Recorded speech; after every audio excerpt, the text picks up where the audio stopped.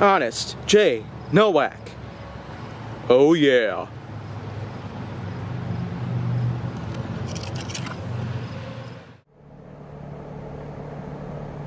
A pleasure to meet y'all at last, and welcome back to HJN.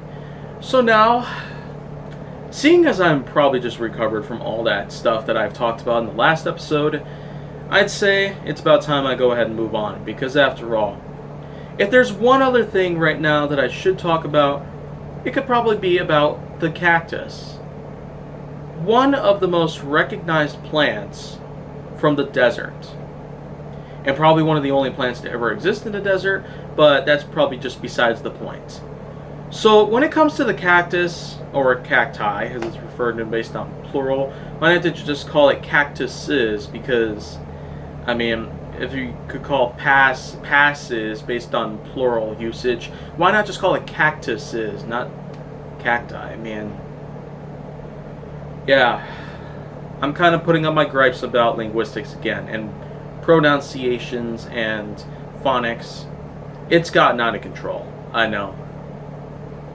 But it's only going to get worse from here, because there's a lot that I have to say about it, but pretty much ignoring everything about the pronunciation or the usage of it as a plural word, the cactus itself is not so elusive, given to the fact that there's been hundreds of different types of pop culture references to it, in movies, comics, television shows, and so much more. But what I could say about the cactus is that, of course, it is a big part of the desert. There's not many plants out there that could survive in such blistering heat, especially when it comes to the Mohammed or the Nevada deserts. Now, those places in particular can be extruding with large amounts of heat. Especially because temperatures right now here in summer of 2020 could go super high at this point. And let's not forget, aside from everything else that I've already spoken about the cactus, it actually has been referred to as another vegetable that we could eat. There's tons of plants out there that we have actually found out about that we could actually eat.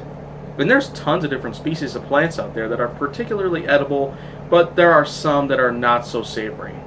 But who would have thought that the cactus, out of all known plants in the world that are very notorious and well recognized for how they can hurt people because of their prickly parts, for reference in any ways, the cactus has actually been valued as a somewhat decent delicacy in American culture. Especially if you haven't come to realize the recent VAT-19 Real versus Candy video, then well, let me break it down for you.